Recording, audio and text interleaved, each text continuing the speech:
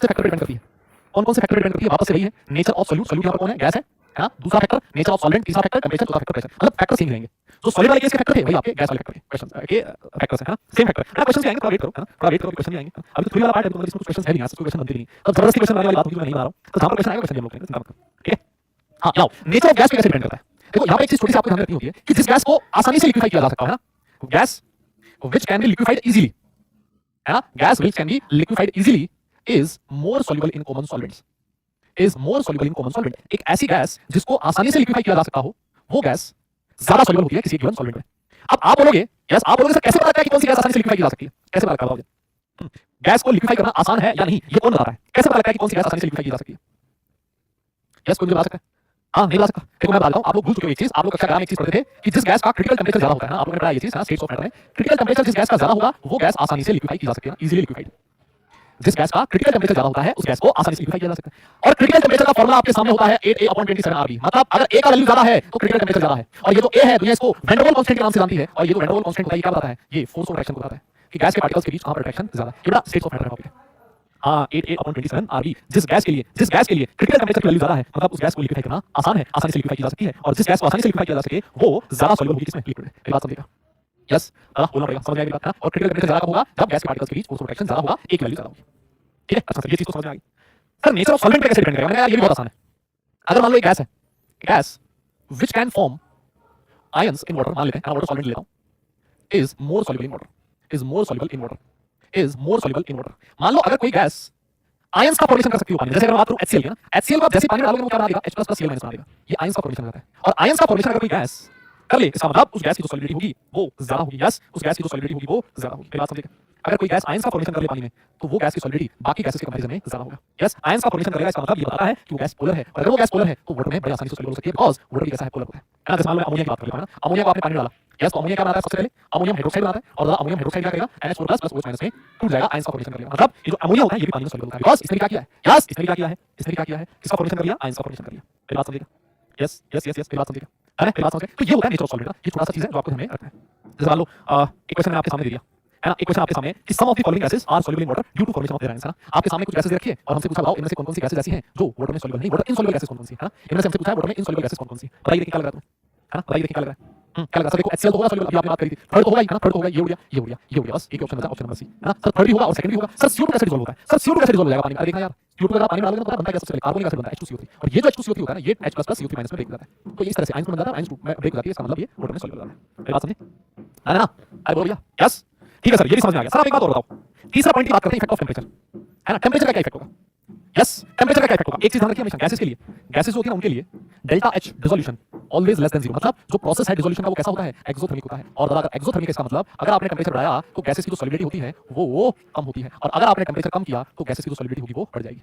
Yes gases की जो solidity होगी वो बढ़ जाएगी। ये चीज छोटी सी चीज है जो आपको ध्यान रखनी है कि गैसेस के लिए डिसोल्यूशन प्रोसेस इज एक्सोथर्मिक, है ना, गैसेस के लिए डिसोल्यूशन प्रोसेस इज एक्सोथर्मिक। अब देखो मान लो गैस आपकी डिसॉल्व हुई, मतलब गैस डिसॉल्व होकर कौन सी स्टेट में जा रही है? एक्वस स्टेट में। तो आपको ऐसा लग रहा है कि जैसे मतलब ये कंडेंसेशन जैसा हो, आपको ऐसा लग रहा है कि जैसे कंडेंसेशन जैसा हो रहा है, क्योंकि कंडेंसेशन में जो आपकी गैस होती है उसमें जाती है, लिक्विड में जाती है ना। इस प्रोसेस को कंडेंसेशन बोलते हैं। और कंडेंसेशन कैसे होता है? जब मैं टेंपरेचर डिक्रीज करता हूं, जब मैं कूल करता हूं, ठंडा करता हूं, तब जाके कंडेंसेशन होता है। कूल करना, ठंडा करना, इसका मतलब प्रोसेस एक्सोथर्मिक है ना। तो आप इससे रिलेट कर सकते हो और इससे समझ सकते हो कि जैसे गैस ऐसा लग रहा है जैसे गैस कंडेंस हो रही है, हालांकि कंडेंस नहीं हो रही है, लेकिन ऐसा लग रहा है जैसे गैस कंडेंस हो रही है ना। और कंडेंसेशन प्रोसेस एक एक्सोथर्मिक प्रोसेस होता है। तो वहीं से मैं रिलेट करूंगा कि गैसेस की सॉलिडिटी पे टेंपरेचर का क्या इफेक्ट होता है ना। और इसी वजह से ऐसा बोला जाता है जब टेंपरेचर बढ़ता है तो जो एक्वेटिक लाइफ होती है, एक्वेटिक स्पीशीज होती है जो पानी के अंदर होती है, उनके लिए सर्वाइव कर पाना मुश्किल हो जाता है। ऐसा क्यों? क्योंकि जब टेंपरेचर बढ़ता है तो जो गैसेस जैसे ऑक्सीजन वगैरह है उसकी वाटर में सॉलिडिटी कम हो जाएगी, वाटर में सॉलिडिटी कम हो जाएगी तो वाटर के अंदर जानवर जीव जंतु जो लोग रहते हैं, है ना, उनके लिए सांस ले पाना मुश्किल हो जाता है। जो एक्वेटिक स्पीशीज होती है उनके लिए सांस लेना, उनके लिए ऑक्सीजन की रिक्वायरमेंट होती है, और भाई ऑक्सीजन की सॉलिडिटी कम होगी टेंपरेचर बढ़ने से, तो वो उनके लिए बड़ा हार्मफुल होता है ना। टेंपरेचर का बढ़ना उनके लिए हार्मफुल है। बात समझे, है ना? यस। अब इसके बाद जो सबसे इंपॉर्टेंट है सॉलिडिटी वाले पोर्शन में, तो सबसे इंपॉर्टेंट है सॉलिडिटी के पोर्शन में वो है इफेक्ट ऑफ प्रेशर। प्रेशर का क्या इफेक्ट है? गैस की सॉलिडिटी पे प्रेशर का क्या इफेक्ट है ना, गैसेस की सॉलिडिटी पे प्रेशर का क्या इफेक्ट है? तो इसको मैं मतलब एक बहुत ही आसान तरीके से बताता हूं, इसको आप लोग बहुत इजी वे से समझिए क्या इफेक्ट हो सकता है। वैसे तो बहुत इजी है, मेरे हिसाब से समझ में आ जाएगा आपको। जैसे मान लो यहां पर आपने कंटेनर ले रखा है, और कंटेनर जो है ना उसके अंदर क्या भर रखा है? पानी फिल कर रखा है ना। ये कंटेनर है और इस कंटेनर में आपने पानी फिल कर दिया, टेंपरेचर T है, यस टेंपरेचर T, यहां पर आपने पानी फिल कर दिया, और यहां पर आपकी गैस प्रेजेंट है। यहां पर क्या प्रेजेंट है? गैस प्रेजेंट है। इसके ऊपर आपने पिस्टन लगा रखा है, ये जो पिस्टन है इसके ऊपर P1 प्रेशर अप्लाई कर रहा है ना। इसके ऊपर प्रेशर कितना है? P1 pressure, yes. क्या हो गया? क्वेश्चन में क्या हो गया? अच्छा इनसॉल्युबल पूछा, ओ हां इनसॉल्युबल पूछा है, मतलब ये तीनों सॉल्युबल है तो ये दोनों इनसॉल्युबल होंगे। आप ऐसे कह सकते हो, मतलब मैंने यहां पर टिक लगा रखा है, कौन सा सॉल्युबल होगा? ओ भाई एकदम तो भड़क जाती है एकदम से। हां लो देखो P1 प्रेशर था, या ऊपर आपने लिक्विड के ऊपर गैस फिल करके, सुना मेरी बात। तो P1 प्रेशर पे क्या होगा? P1 प्रेशर पे ये जो गैस के पार्टिकल्स है ना, ये गैस है भाई, ये गैस के पार्टिकल्स इस लिक्विड के कांटेक्ट में आएंगे, है ना, और सॉल्युबल हो जाएंगे। सर ऐसा भी तो हो सकता है जो गैस यहां डिसॉल्व हो रखी है वो वापस कहां जा सकती है? ऊपर जा सकती है। मतलब दो प्रोसेस चलते रहेंगे, है ना? कुछ गैस के पार्टिकल लिक्विड के कांटेक्ट में आएंगे और जो गैस पहले से डिसॉल्व होकर वापस गैस स्टेट में जा सकती है। मतलब ये प्रोसेस चलता रहेगा। जैसे ये वाला प्रोसेस, इसको मैं क्या नाम दूंगा? कंडेंसेशन। गैस का लिक्विड में कन्वर्ट होना, मतलब वेपर से लिक्विड में कन्वर्ट होना कंडेंसेशन, और लिक्विड से वापस ऊपर गैस में जाना, इसको क्या नाम दिया जाता है ना? इसको क्या नाम दिया जाता है? That is known as vaporisation, है ना? तो मान लेते हैं कि कुछ गैस यहाँ पर सॉल्युबल हो रखी है। यस, यहाँ पर मान लेते हैं जो गैस की सॉलिबिलिटी है वो S1 है, या फिर ऐसे बोल दें कि गैस जो इसमें सॉल्युबल हो रखी है उसका मास कितना है? M1 है ना? M1 जो मास है गैस का यहाँ सॉल्युबल हो रखा है। अब समझना मैंने क्या किया, मतलब बीकर वही है, सब कुछ वही है, सेम वही चीज है, सारा सब कुछ वही चीज है ना? मैंने क्या किया है, ऊपर से प्रेशर बढ़ा दिया, है ना? गैस के ऊपर जो प्रेशर था वो मैंने बढ़ा दिया। अब मुझे बताओ, जब मैं प्रेशर बढ़ाऊंगा तो क्या होगा, है ना? अगर मैं प्रेशर बढ़ा दूं तो गैस के मूवमेंट के लिए जो स्पेस है वो कम हो जाएगा, है ना? आपने को प्रेशर बढ़ा दिया, P2 कर दिया, P2 pressure is greater than P1। Yes, अगर मैं प्रेशर बढ़ा दूं तो सर होगा क्या? गैस पार्टिकल्स के मूवमेंट के लिए जो स्पेस है वो बहुत कम हो गया, और अगर स्पेस कम हो गया तो गैस के पार्टिकल्स के इस लिक्विड के कांटेक्ट में आने की टेंडेंसी बढ़ जाएगी। मेरी बात समझो, गैस पार्टिकल्स के लिक्विड के कांटेक्ट में आने की टेंडेंसी बढ़ जाएगी। क्यों? क्योंकि आपने प्रेशर ऊपर से बहुत ही हाई कर रखा है, ऑब्वियस है। और अगर ज्यादा गैस के पार्टिकल लिक्विड के कांटेक्ट में आएंगे, मतलब यहां जो गैस सॉल्युबल होगी, मान लेते हैं उसका मास M2 है, तो M2 is greater than M1। क्या मेरी बात समझे आप लोग? यस यस यस, जब आपने प्रेशर बढ़ाया, प्रेशर बढ़ाने से मोर number of gas particles liquid के कांटेक्ट में आएंगे, गैस की सॉलिबिलिटी ज्यादा हो जाएगी लिक्विड में, बिकॉज़ यहां गैस को मूव करने के लिए जो स्पेस है वो बहुत कम बचेगा। आप लोग बोलोगे गैस का ज्यादा मास डिसॉल्व होगा, है ना? आप ये बोलोगे, यहां पर अगर मान लो गैस का मोल फ्रैक्शन Chi1 है, यहां पर गैस का मोल फ्रैक्शन Chi2 है, आप लोग बोलोगे sir mole fraction Chi2 is greater than Chi1। मेरी बात समझे? अगर मान लो यहां पर गैस की सॉलिबिलिटी S1 है, यहां पर गैस की सॉलिबिलिटी S2 है, इसका मतलब S2 is greater than S1। मतलब सारी चीजें एक ही बात कह रही है, सारी चीजें एक ही बात कह रही है कि अगर आप प्रेशर बढ़ाओगे तो गैस की जो सॉलिबिलिटी है वो इंक्रीज करती है लिक्विड के अंदर। आपको हां ना में जवाब देना पड़ेगा। क्या ये चीज आपको क्लियर हुई? ये चीज समझ में आई या फिर नहीं आई? यस हां ना बोल दो, है ना? जल्दी से बताओ, ये चीज क्लियर हुई क्या? और ये चीज देखो यहां पर लिखी है ना, ये चीज यहां पर लिखी है कि अगर मान लो आपका टेंपरेचर कांस्टेंट है ना, तो किसी भी गैस की जो सॉलिबिलिटी होती है लिक्विड में, it is directly proportional to the partial pressure of gas present above the surface of the liquid, है ना? लिक्विड की सरफेस के ऊपर जो गैस प्रेजेंट है उसका पार्शियल प्रेशर जितना ज्यादा होगा, उसकी सॉलिबिलिटी उस लिक्विड के अंदर उतनी ही ज्यादा होगी। यस यस यस, समझ में आई क्या मेरी बात? ठीक है क्या? है ना? मतलब जो सॉलिबिलिटी होती है it is directly proportional to partial pressure of gas, ऐसा मैं कह सकता हूं। आसान है। और यही गैस की जो सॉलिबिलिटी होती है लिक्विड के अंदर, उसको समझाया जाता है किससे? हेनरीज लॉ से। हाँ, ये जो हेनरी लॉ है ना भाई, ये हेनरी लॉ इंपॉर्टेंट है। गैस की सॉलिबिलिटी को लिक्विड में कौन बताता है? हेनरीज लॉ बताता है। और क्या कहता है हेनरीज लॉ? ध्यान देना यस, क्या कहता है हेनरीज लॉ? ध्यान देना, हेनरीज लॉ कहता है कि the partial pressure of gas in vapour phase, partial pressure of gas in vapour phase को मान लेता हूं मैं P लिख रहा हूं, yes, is proportional to the mole fraction of gas in solution. Partial pressure of gas is directly proportional to mole fraction of gas in solution. और अगर मैं प्रोपोर्शनलिटी का साइन हटाऊंगा तो एक कांस्टेंट यूज करूंगा जिसका नाम है kh। दुनिया इस kh को किस नाम से जानती है? हेनरीज कांस्टेंट के नाम से जानती है। किस नाम से? हेनरीज कांस्टेंट के नाम से जानती है। ध्यान देना, ये वाला जो प्रेशर है टोटल प्रेशर नहीं है, this is your partial pressure. Yes, ये क्या होता है? पार्शियल प्रेशर होता है। और ये जो मोल फ्रैक्शन है, ये मोल फ्रैक्शन गैसियस स्टेट में नहीं है, ये मोल फ्रैक्शन गैस का है in solution. Mole fraction of gas in solution, मेरी बात समझिए? मोल fraction of gas in solution, ये चीज छोटी सी इंपॉर्टेंट है, तो आपको ध्यान देनी। सर पार्शियल प्रेशर कैसे निकालते हैं? आपको याद है डॉल्टन में आप कक्षा 11 में पढ़ते थे, है ना? आप लोग कक्षा 11 में पढ़ते थे, डॉल्टन लोग क्या कहता था? डॉल्टन लोग कहता है कि जो पार्शियल प्रेशर होता है ना, P पार्शियल प्रेशर P जो होता है किसके बराबर होता है? वो बराबर होता है mole fraction into total pressure. याद है आपको कुछ? अरे भैया स्टेट्स ऑफ मैटर में Dalton law of partial pressure पढ़ाया जाता है, कुछ याद है क्या? कोई बोल नहीं रहा है। हां, अरे समझे? जो पार्शियल प्रेशर जितना ज्यादा होगा it is directly proportional to mole fraction of gas in solution. हां, गैस का मोल फ्रैक्शन उतना ही ज्यादा होगा, गैस का मोल फ्रैक्शन ज्यादा होगा मतलब गैस ज्यादा डिसॉल्व हो रही है लिक्विड के अंदर। यस, गैस ज्यादा लिक्विड के अंदर डिसॉल्व हो रही है, तभी उसका मोल फ्रैक्शन ज्यादा होगा, है ना? एक टेबल है जो आपकी एनसीईआरटी की टेबल है ना? ये एनसीईआरटी की टेबल मैं आपको दिखाना चाहता हूं, है ना? एक एनसीईआरटी की टेबल मैं आपको दिखाना चाह रहा हूं। ये टेबल क्या कहती है? देखो आप इधर देखो, आपके सामने मान लो कुछ गैसेस लिखी हुई है, देखो आप ये गैसेस लिखी हुई है और टेंपरेचर कितना ले रखा है? 298 केल्विन, है ना? सारी गैसेस का टेंपरेचर फिक्स है, लेकिन उनका जो हेनरीज कांस्टेंट है उसकी वैल्यू डिफरेंट है ना? आप लोग ये चीज देख रहे हो, तो मतलब इसका ये मतलब हो गया कि जो kh हेनरी कांस्टेंट की वैल्यू है ये नेचर ऑफ गैस पे डिपेंड करता है ना? किस पे डिपेंड करता है? नेचर ऑफ गैस पे। मतलब टेंपरेचर सेम है बट स्टिल अलग-अलग गैसेस का हेनरीज कांस्टेंट अलग-अलग होगा। इसका मतलब हेनरीज कांस्टेंट की वैल्यू टेंपरेचर पे गैस के नेचर पे डिपेंड करता है। मेरी बात समझिएगा? यस, और एक चीज नोटिस करो, जैसे मान लो नाइट्रोजन गैस है, नाइट्रोजन गैस के लिए दो टेंपरेचर रखे 293 और 303 और वहां पर हेनरीज कांस्टेंट की वैल्यू रखी। मतलब नाइट्रोजन गैस के लिए जब आपने टेंपरेचर बढ़ाया तो हेनरीज कांस्टेंट की वैल्यू बढ़ी। इस टेबल से मुझे ये पता लगा। अगर मैं ऑक्सीजन की बात करूं, इसके लिए भी दो अलग-अलग टेंपरेचर रखे हैं, हेनरीज कांस्टेंट की वैल्यू बढ़ी। जब आपने टेंपरेचर बढ़ाया तो हेनरीज कांस्टेंट की वैल्यू बढ़ी। तो ये बहुत इंपॉर्टेंट चीज होती है, आपको ध्यान रखनी है। एनसीईआरटी टेबल है और एनसीईआरटी आजकल पता है क्या कर रहा है? आजकल सीरियस मतलब वो क्या बोलते हैं इसको, जो तुम्हारा ये ना मतलब जेईई एनटी वो क्या कर रहा है आजकल? डायरेक्ट जो एनसीईआरटी की टेबल है ना वहां से डेटा उठा लेता है और वो क्वेश्चन छाप देता है उसका, है ना? तो ध्यान रखना इस चीज का। हां देखो सर, यहां हेनरीज कांस्टेंट की यूनिट लिखी हुई है, यूनिट क्या होगी? हेनरीज कांस्टेंट की देख लो। अरे सर हेनरीज कांस्टेंट की यूनिट क्या होगी? सर मोल फ्रैक्शन की कोई यूनिट होती नहीं है, तो जो प्रेशर की यूनिट होगी भाई किसकी यूनिट होगी? हेनरीज कांस्टेंट की यूनिट होगी। अरे मेरी बात समझ रहे हो क्या? है ना? जो प्रेशर की यूनिट होगी भाई हेनरीज कांस्टेंट की यूनिट होगी, ये रखा है। जैसे यहां किलो बार रखा है, किसकी यूनिट होगी? प्रेशर की यूनिट होगी, ऑब्वियस है। यस, हां। अब एक चीज मुझे और बताओ, है ना? एक चीज मुझे और बताओ, आपने लिखा है P is equal to kh into mole fraction, है ना? मान लेते हैं एट पर्टिकुलर प्रेशर, है ना? एट ए गिवन प्रेशर, है ना? अगर मैं प्रेशर को कांस्टेंट कर दूं, सोचो ना P आपने कांस्टेंट कर दिया, P आपने अगर कांस्टेंट कर दिया मतलब kh इनटू मोल फ्रैक्शन इसकी वैल्यू कांस्टेंट होगी। और अगर ये कांस्टेंट है इसका मतलब kh is inversely proportional to mole fraction. क्या ऐसे लिख सकता हूं क्या? अरे बोलो ना, क्या मैं ऐसे लिख सकता हूं क्या? अरे सर बिल्कुल लिख सकते हो। और यहां से एक बहुत इंपॉर्टेंट चीज पता लगती है, अगर आपका kh का वैल्यू ज्यादा है किसी गैस के लिए, इसका मतलब उस गैस का मोल फ्रैक्शन कम होगा सॉल्यूशन में। और मेरे भाई अगर गैस का मोल फ्रैक्शन कम है इसका मतलब उस गैस की जो सॉलिबिलिटी है वो कम है। मोल फ्रैक्शन कम है मतलब गैस के कम मोल्स डिसॉल्व हो रहे हैं उस पर्टिकुलर सॉल्वेंट में, मतलब सॉलिबिलिटी कम है। अगर किसी गैस का kh कम है इसका मतलब उस गैस का जो मोल फ्रैक्शन होगा उस पर्टिकुलर सॉल्वेंट में ज्यादा है। और मेरे भाई मोल फ्रैक्शन ज्यादा है इसका मतलब उस गैस की सॉलिबिलिटी ज्यादा होगी। कई बार इस चीज को लेकर क्वेश्चन आपसे बन सकता है, क्वेश्चन आपसे पूछा जा सकता है, ध्यान रखिएगा इस क्वेश्चन का, ठीक है ना? सीधा सीधा सही क्वेश्चन बनता है जो आपके एग्जाम में पूछा जा सकता है, ठीक है? और अगर आप लोग इसका ग्राफ भी बनाना चाहो तो बहुत ही आसान सा ग्राफ है। अगर मान लो आपसे कोई बोले P और मोल फ्रैक्शन इसके बीच ग्राफ बनाना है तो कैसा होगा? डायरेक्टली प्रोपोर्शनल होगा। और इस ग्राफ का जो स्लोप होगा किसके बराबर होगा? kh के बराबर होगा। कोई दिक्कत ही नहीं है ना भाई, डायरेक्टली प्रोपोर्शनल टू x और स्लोप किसके बराबर होगी? kh के बराबर होगी, ठीक है ना? आसान है मेरे हिसाब से, ठीक है? चलो आगे चलते हैं।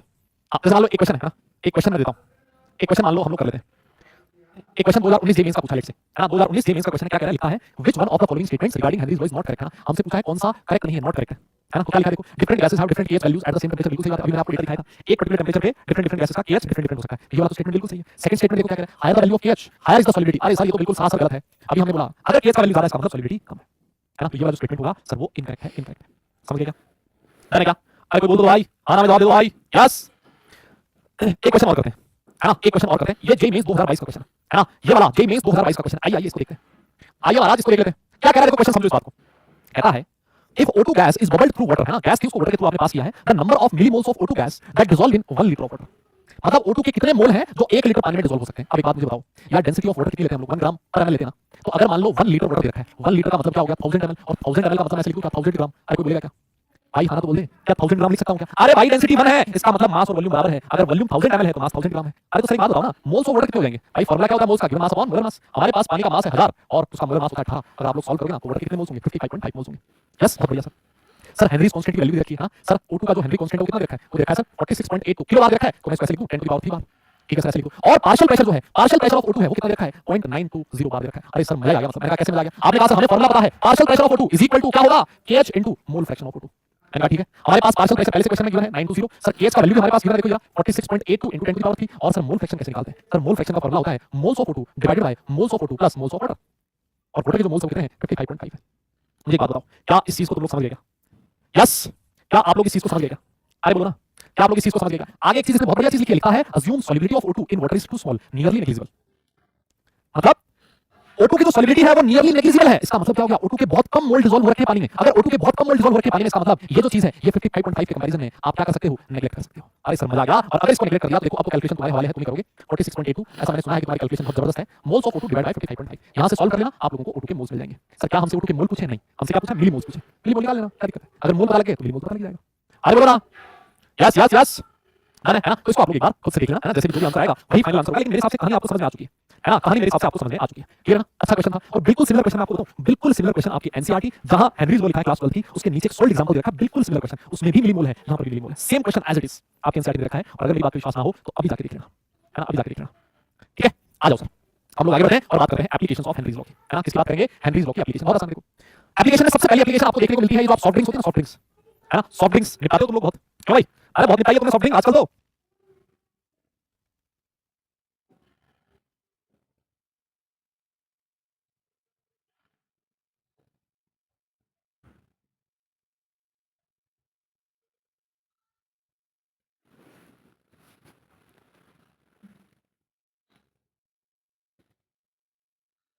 हाँ जी हाँ जी हाँ जी हाँ जी, गैस की जो सॉलिबिलिटी सॉफ्ट ड्रिंक होती है ना CO2 है ना, वैसे नहीं पीनी चाहिए भाई, बहुत गलत चीज है ना, बहुत खराब चीज है वो, तो ये जो सॉफ्ट ड्रिंक्स होती है इसके अंदर क्या होता है, गैस डिसॉल्व होती है कौन सी CO2, और उस गैस को हायर मतलब बहुत हाई प्रेशर पे डिसॉल्व किया जाता है ना, क्या किया जाता है हाई प्रेशर पे डिसॉल्व किया जाता है, क्यों, क्योंकि जब आप प्रेशर बढ़ाते हो, अभी हमने बात की अगर आप प्रेशर बढ़ाओगे तो गैस की सॉलिबिलिटी बढ़ेगी, मतलब इस बोतल के अंदर गैस के ज्यादा मोल्स डिसॉल्व होंगे, और इसी वजह से उस गैस को ढक्कन को बंद कर देते हो, हाई प्रेशर पे गैस डाली और ढक्कन बंद कर दिया, है ना, लेकिन होता क्या है जैसे ही अब हम लोग ढक्कन खोलते हैं, अब देखो फिर साउंड आता है ना, ऐसी आवाज आती है, कोई आपसे पूछ ले कि ये फिर साउंड क्यों आता है, आप लोग क्या जवाब दोगे, आप बोलोगे कि गैस के अंदर बहुत हाई प्रेशर था, उस बोतल के अंदर बहुत हाई प्रेशर था, है ना, बहुत हाई प्रेशर था तो बहुत ज्यादा गैस लिक्विड के अंदर डिसॉल्व हो रही थी, लेकिन जैसे ही हमने बोतल को ओपन किया तो प्रेशर क्या हो गया कम हो गया, अब प्रेशर कम हो गया तो CO2 की जो सॉलिबिलिटी है उस लिक्विड के अंदर वो भी कम हो जाएगी, कम होनी चाहिए, तो जो CO2 डिसॉल्व हो रखी है वो फिर से बाहर आ जाएगी, है ना, एकदम से बाहर आएगी, एकदम से बाहर आएगी तो साउंड आपको सुनाई देता है, और साथ साथ उसमें आप देखोगे ऐसे बबल्स दिखाई देते हैं ना, एकदम से बबल बाहर कुछ फटा हुआ है, ऐसे दिखाई देता है, कुछ बुलबुले बाहर उठ रहे हैं, किसके होते हैं CO2 के होते हैं, क्योंकि जब आपने प्रेशर कम किया तो CO2 की सॉलिबिलिटी कम हुई और जो CO2 है वो उसके अंदर से बाहर आने लगती है ना, CO2 को डिसॉल्व किया जाता है टेस्ट के लिए, मीठा सा लगता है, अच्छा सा लगता है, और प्रकार से बात है उसके बाद आपको लगता है मजा आ गया, है ना, इसलिए उसका CO2 डिसॉल्व किया जाता है, हद मतलब, हाँ आओ जी, ये पहली एप्लीकेशन थी, दूसरी एप्लीकेशन ना आपको देखने को मिलती है जो स्कूबा डाइवर्स होते हैं, है ना, स्कूबा डाइवर्स होते हैं, होता क्या है जब एक स्कूबा डाइवर डाइव करता है अंदर पानी के अंदर, तो जैसे जैसे वो पानी में जाता है प्रेशर बढ़ता है, अंदर पानी के अंदर प्रेशर बहुत जबरदस्त तरीके से बढ़ता है ना, तो जब प्रेशर बढ़ेगा तो गैस की जो सॉलिबिलिटी होगी लिक्विड के अंदर वो बढ़ेगी, मतलब जो हमारा ब्लड है, ब्लड एक तरह का मैं लिक्विड बोल सकता हूं, है ना, ब्लड के अंदर नाइट्रोजन और ऑक्सीजन की सॉलिबिलिटी बढ़ेगी, जैसे जैसे नीचे जाओगे जैसे जैसे नीचे जाओगे प्रेशर बढ़ेगा, और जितना प्रेशर ज्यादा होगा इन गैसेस की सॉलिबिलिटी ब्लड के अंदर ज्यादा होगी, अब डाइवर बहुत नीचे चला गया स्कूबा डाइवर, है ना, स्कूबा डाइवर बहुत नीचे चला गया मतलब उसके ब्लड में बहुत ज्यादा नाइट्रोजन ऑक्सीजन डिसॉल्व होगी, अब क्या होगा वो एकदम से ऊपर आएगा, जब वो एकदम से ऊपर आएगा तो प्रेशर डिक्रीज करेगा, प्रेशर डिक्रीज करेगा तो जो सॉलिबिलिटी होगी गैसेस की वो कम होगी, गैसेस की सॉलिबिलिटी कम होगी इसका मतलब ब्लड में से गैसेस बाहर आने लगेगी, क्या आने लगेगी बाहर आने लगेगी, और जब वो बाहर आएगी लेट्स से नाइट्रोजन गैस अगर बाहर आएगी, क्योंकि मेजर कंपोनेंट नाइट्रोजन का ही होता है एयर के अंदर, जब वो बाहर आएगी तो आपके ब्लड के अंदर क्या क्रिएट होते हैं बबल्स क्रिएट होते हैं, और ये जो बबल्स होते हैं इनको बोला जाता है बेंड्स, क्या बोला जाता है सॉरी बबल्स क्रिएट होते हैं, बबल्स क्रिएट होने की वजह से बहुत पेन होता है, और पेन इतना खतरनाक होता है कि इंसान जो उसकी जान भी जा सकती है, ये जो सिचुएशन है this situation is known as bends, है ना, इसको नाम दिया जाता है बेंड, तो वहां पर भी आपको देखने को मिलता है हेनरीज लॉ का ही एप्लीकेशन, यस, ये दूसरा एप्लीकेशन है। अब इन बेंड्स को अवॉइड करने के लिए क्या किया जाता है, आजकल स्कूबा डाइवर्स के जो टैंक्स होते हैं उसके अंदर उसको डाइल्यूट कर दिया जाता है किससे, हीलियम से। हाँ, नाइट्रोजन थोड़ा कम कर दिया जाता है, हीलियम थोड़ा ज्यादा कर दिया जाता है, बिकॉज हीलियम की जो सॉलिडिटी होती है वो बहुत ही कम होती है ब्लड के अंदर, वो बहुत ज्यादा डिसॉल्व नहीं होता है ना। तो ये जो बेंड्स वाली चीज है ना, बेंड्स वाली जो चीज है वो आपको देखने को नहीं मिलती, इंसान की जो मौत है वो नहीं होती, ठीक है ना। यस, ये एक स्कूबा डाइवर है ना, और ये स्कूबा डाइवर डाइव कर रहा है, ये स्कूबा डाइवर नहीं हो। स्कूबा डाइवर स्कूबा किया मैंने, मुझे डाइव करनी नहीं आती, लेकिन फोटो मेरी है। हाँ, चलिए आगे चलते हैं।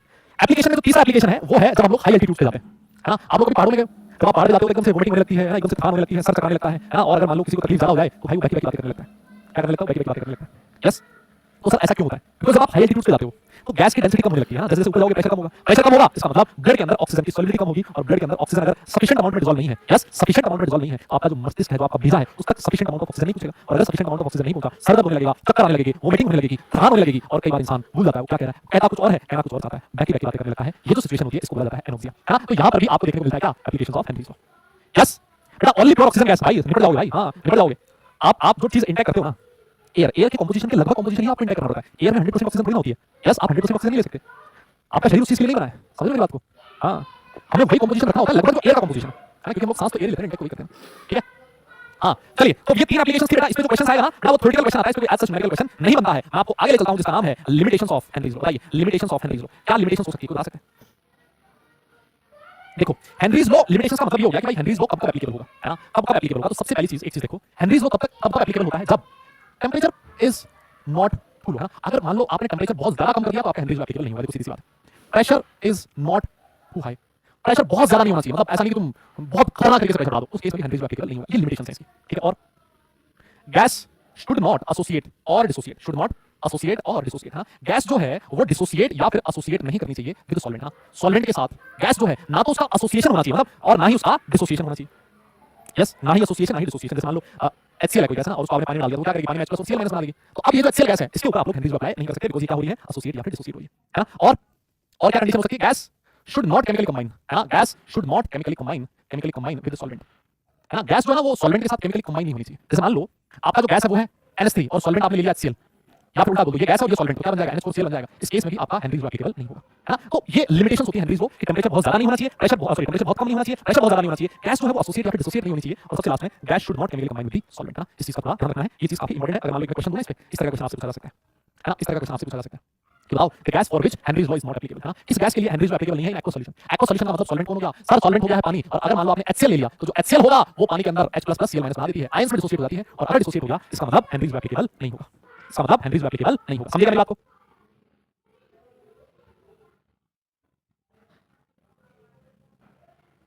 ठीक है। डन, समझ आ गई बात, बहुत बढ़िया सर, बहुत बढ़िया। तो सर एक आधा क्वेश्चन है हमें भी दे दीजिए, IIT JEE 2009 का क्वेश्चन है भाई, इसको कहिएगा बढ़िया क्वेश्चन है, it is a good question, है ना, ये बढ़िया क्वेश्चन है, इसको निपटाइएगा खुद से, है ना। हो जाएगा क्या, बोलो हो जाएगा ना, कर दोगे भाई। अब इसके बाद मैं आपको आगे ले चलता हूं, और अगले टॉपिक का नाम है vapour pressure of liquid solutions, है ना। नेक्स्ट टॉपिक जिसकी हम लोग बात करने वाले हैं उसका नाम है वेपर प्रेशर, है ना। अब हम लोग नए टॉपिक पे आते हैं जिसका नाम है vapour pressure of liquid solutions. Yes, vapour